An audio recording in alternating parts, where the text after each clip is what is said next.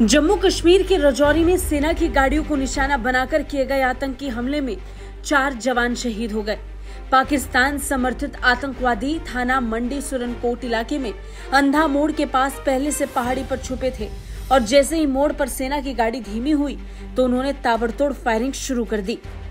जम्मू कश्मीर में बीते कुछ दिनों में आतंकवादी गतिविधियां बढ़ी हैं और इसे लेकर अब अहम खुलासा हुआ है। शीर्ष रक्षा सूत्रों के मुताबिक पाकिस्तान और चीन ने पूंछ सेक्टर में आतंकवाद को पुनर्जीवित करने के लिए हाथ मिला लिया है ताकि भारतीय सेना पर लद्दाख सेक्टर से सैनिकों को हटाने और यहां सुरक्षा बलों को फिर से तैनात करने का दबाव बनाया जा सके। पाकिस्तान और चीन की योजना है कि भारतीय सैन्य बल आसानी से जम्मू कश्मीर क्षेत्र से बाहर न निकले और चीन सीमा पर सैनिक तैनात न हो सके।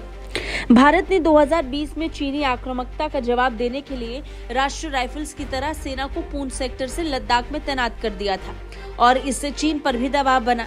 इस समय 25 से 30 पाकिस्तानी आतंकवादी सुरक्षा बलों पर हमला करने के लिए पूंछ राजौरी सेक्टर के ऊपरी जंगली इलाके में छिपे हुए हैं। पाकिस्तान ने इस क्षेत्र में अपने स्वयं के आतंकवादियों को भेजना शुरू कर दिया है, जो यहां भारत को फिर से अपने सैनिकों की तैनाती करने के लिए मजबूर करने के उद्देश्य से हमला कर रहे हैं। हाल ही में भारत ने आतंकवादी गतिविधियों का मुकाबला करने के लिए एक और ब्रिगेड तैनात की थी और इसने पाकिस्तानी आतंकियों सहित 20 से ज्यादा आतंकवादियों का खात्मा कर दिया था। पाकिस्तान में 8 जनवरी को आम चुनाव होने हैं और इसे देखते हुए पाकिस्तानी सेना भारत को इन इलाकों में उसके खिलाफ उकसावे वाली कार्रवाई कर अपने उम्मीदवारों के लिए समर्थन जुटाना भी चाहती है। राजौरी पुंछ में हुए आतंकी हमले में 4 सुरक्षाकर्मी शहीद हो गए थे। आतंकी हमले में 3 से 4 आतंकवादी शामिल रहे।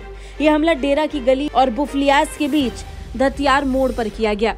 जिस तरह हमले को अंजाम दिया गया उससे प्रतीत होता है कि आतंकियों ने हमले को अंजाम देने से पहले रेकी की थी और खुद पहाड़ी के ऊपर चले गए और फिर वहां से सेना के 2 वाहनों पर अंधाधुंध गोलीबारी शुरू कर दी।